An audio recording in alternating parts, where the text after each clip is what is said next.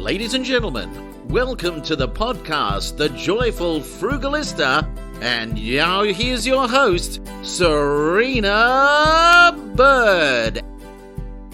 Hello, I'm super excited to share the good news that I have written another book, How to Pay Your Mortgage Off in 10 Years, responds to the cost of living crisis that many people find themselves in. Whether you are paying off a mortgage, you've paid off a mortgage, you aspire to buy a house and have a mortgage, or you know someone who does have a mortgage, this book will have lots of frugal tips and tricks as well as some finance hacks for you. Thank you so much. Hello, Frugalistas, and welcome. Today I thought I would have a chat about some things that have been happening in my frugal journey. But first, I have something to share, which is that my publisher, Major Street Publishers, has a special deal of 50% off between now and Christmas. I'll put the details in the show notes, but it is a very special deal. If you feel like taking advantage of this, this is a great way to buy a Christmas present for someone. So what have I been doing?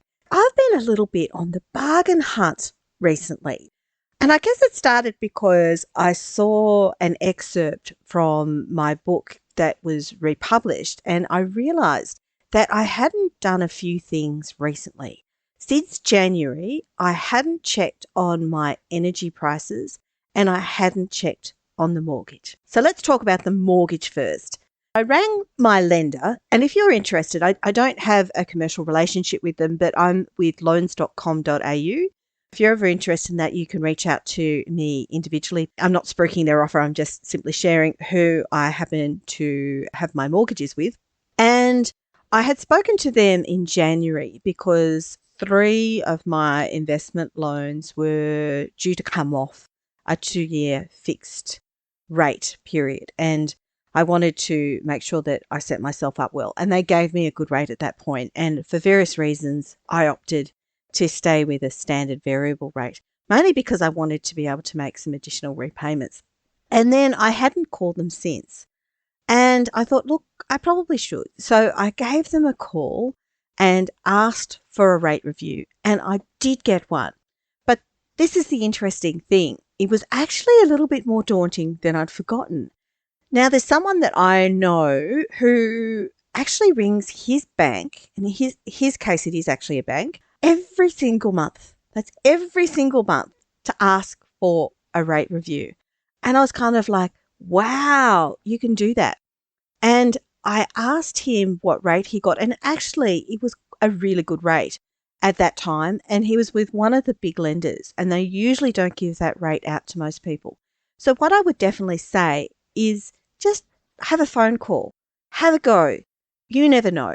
You would be transferred to the dedicated area that handles these types of requests, and they do this all the time.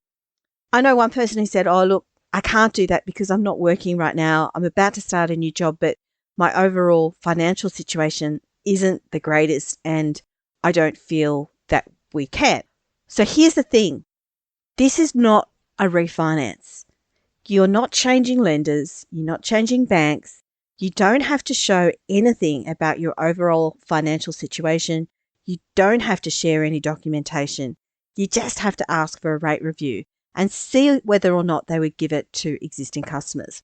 So in my case, my lender did actually shaved a little bit off actually, and I haven't quite calculated the savings that it's going to make, but I would estimate probably a couple of $100 a month, which isn't bad. And they said they generally look at it about every 6 months. So that kind of gives you a bit of an indication. As we're heading towards Christmas, this is something you can actually do that is going to make a difference. That said, if you are on a fixed rate, you really can't do anything. You have a contract that guarantees that stability and that certainty by having a fixed rate of interest. And whether or not the standard variable goes up or down, you are contracted to that fixed rate. I think there's a few kind of loopholes maybe to get out of it, but there's not many. So you pretty much can't. But if you're on a standard variable, why not make that phone call? You never know how it will go. This time round, when I rang, they actually asked me why I wanted a rate review, which I thought was kind of interesting because it's like, well, yeah, duh, like I want to save money. So if you do get asked that, just have a little bit of a line ready. You could say something like, hello, I'm ringing. I have so many mortgages with you and I would like to see if you could offer me a rate review. And if they ask why, you could say something like, well, because I'm a loyal customer, good quality customer, and I'd like to see if I'm getting the best possible deal. If you want to be super organised, and I'll be honest and say I wasn't on this occasion, you could do a little bit of a research online with some comparison sites and see what kind of rates are being offered. And then that gives you a bit of an edge in terms of chatting. You could say something like, I've noticed that these other lenders are offering these kind of deals, or I've noticed that you are offering this kind of deal to new customers.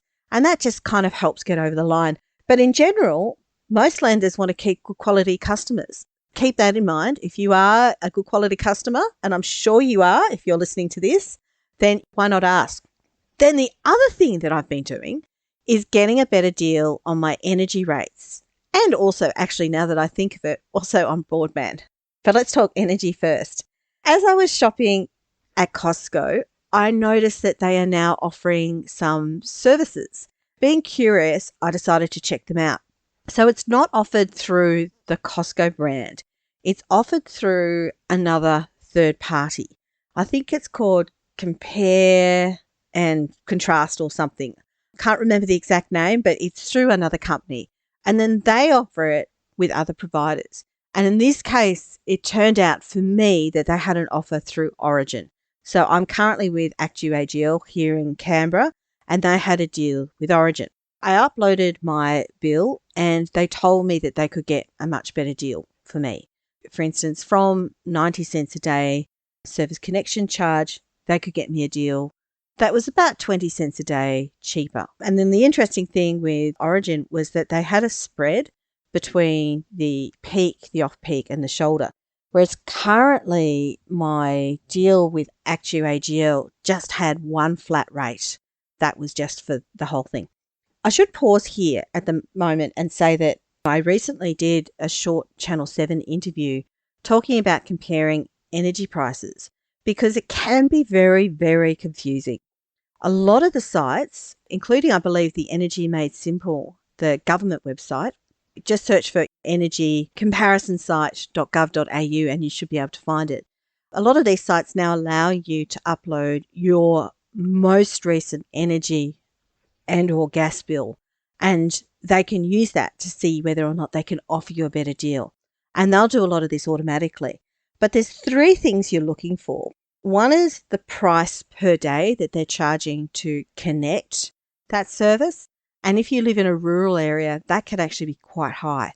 But in my case, I'm in Canberra, I'm inner Canberra suburb, so it's not that expensive. The second thing is the kilowatt per hour charge. Now that can vary depending on whether it's just one fixed rate for the day or whether, like I said, it's peak, off-peak and shoulder. And if you do have peak, off-peak and shoulder, think about how much you actually use during the day. Are you working from home all day? Do you have kids who are home a lot of the day? Or do you have a habit of putting your dishwasher on and your washing machine on after hours or have a delayed time to do that? So think about those sorts of things. And then the third thing to think about is whether or not there's any membership or other fee, because there's now a few entrants who kind of claim to operate a bit like a co-op. In addition to those two fees, they also have an annual fee. So you put all that together and then you can see pretty clearly whether you're better off or not. Now, why it's getting confusing is there's a number of other operators who are offering other discounts. For instance, they might say, look, if you sign up with us, we'll give you 5,000 everyday reward points, which is the rewards program that, say, Woolworths Group uses. It could work out with a few things. Or they might say things like, you can be part of our rewards program, so you can get discounts on movies or discounts if you go to the theatre and discounts on other things. And all of this, I think, sort of might be well-meaning, but it does serve to provide a little bit of confusion.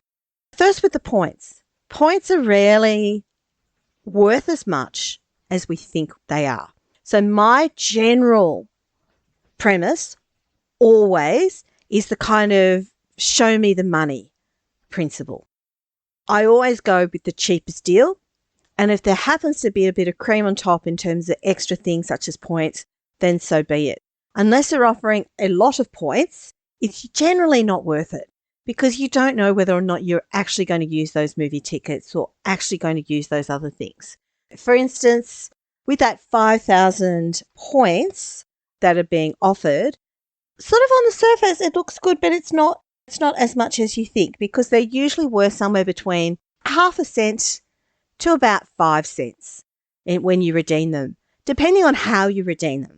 If you redeem them buying things on sale, say through the Qantas shop or the Velocity shop, or you redeem them for something on special, they're worth more than otherwise. It really depends how the points are redeemed, whether they're redeemed for in-store offers and services, whether they're converted to a frequent flyer program, whether it's used for an upgrade, used for a flight, used for goods. It's really complicated. But in general, they are usually worth a lot less than you think. Just stick to the basics and you'll be right. So I went through this Costco process and it was actually quite a good deal on the surface that I was being offered with Origin. And as a sweetener, if you're a member of Costco's new executive membership program, which you have to pay for, I think it's about $130 a year for its membership, they will give you a $70 Costco gift card. I did all my sums. It seemed to be a slightly better deal, especially too if we became more mindful about using our electricity outside of the normal daytime hours, outside of the peak hours. And I'd get this $70 card, which would basically pay for my Costco executive membership. So I went, right, lock it in. Let's do this. And that's when the fun started.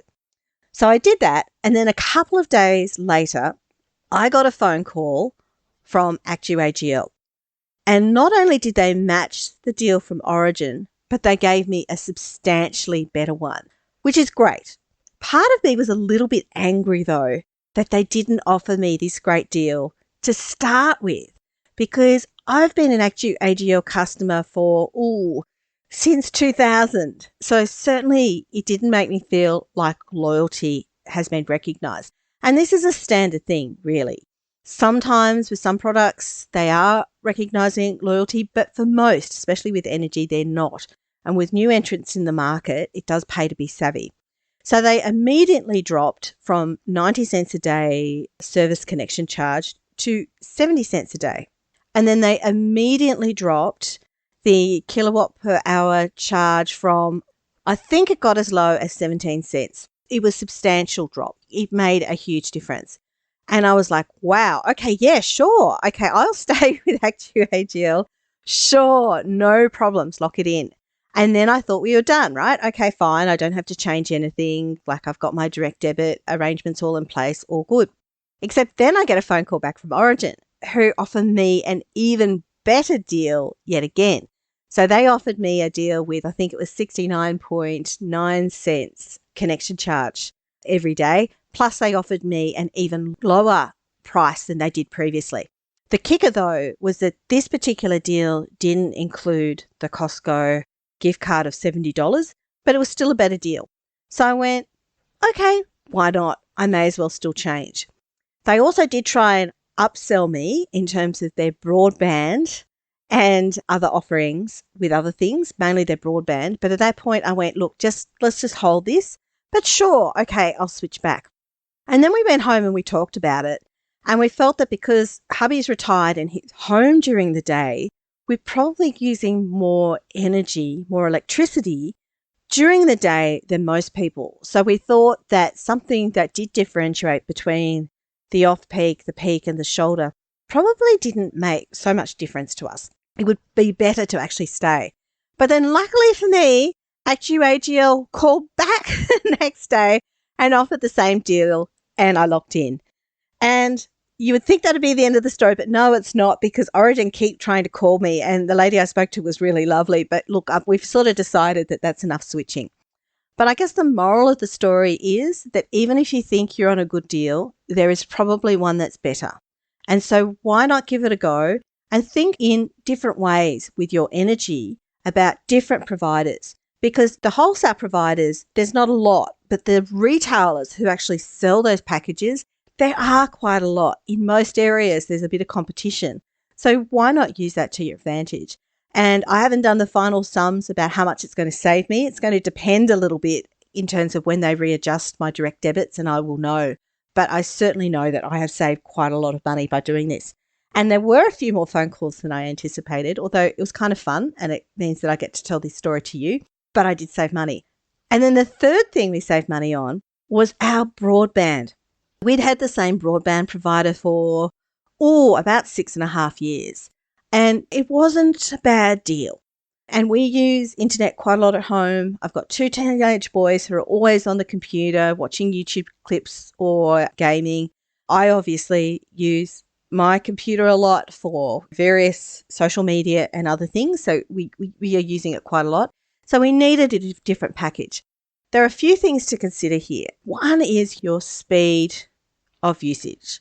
Now, you can pay a lot of money for a very, very fast speed, but whether you or not you actually get into your home is quite a different story altogether. And there's a lot of factors that are involved in this.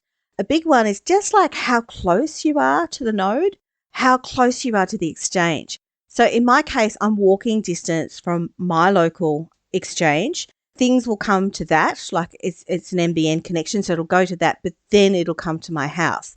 My speed is already quite fast as it is, but if I did actually have a super, super, super fast speed, it's probably not really going to get it in the house. Just be aware of that even though you might be promised or offered a speed, it depends a little bit on where you are and various other things as well. In my case, we had a half decent speed that we thought was right. And we decided to change to Superloop, who were one of the providers that was offered through Costco. So as part of this, we will get $50 Costco card, which hasn't materialised yet, but this is part of the deal when switching. We also opted to get a new modem because we haven't had a new modem in about 6 years. And one thing you may or may not know is that modern modems have really improved a lot, and that will really help with your speed and reliability and so forth. It's not something you need to change every couple of months, but probably not a bad thing to change every 5 years or so. We wanted a new modem as well to capture some of that new technology. We opted to change with them. With the gift card and a 6-month sort of honeymoon deal and some other things that they offered, their lower price, I work out that that's going to save me about $325 a year for the same service. And I didn't install the new modem, my husband did, but he assured me that it was actually quite easy. And I've certainly found them easy to deal with. I did compare the rate, by the way, by looking at a website called WhistleOut. Did a bit of cost comparison to see if I had the best deal. There was one other deal that was slightly better, but I decided for various reasons to stick with this one because it was already probably about second on the market, but it had a few other things, including ease of use, that just made it really simple. And it has been pretty simple. So I haven't done a final tally yet of what my sort of 2 or 3 weeks of ringing around for best deals has netted us, but I know it saved $325 on the broadband. I know it will have saved some money for the energy providers. For starters, that's 20 cents a day.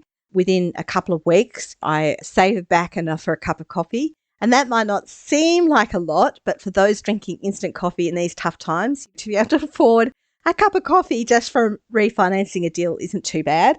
And then thirdly, I've changed on my mortgage and yet to have a look at those differences.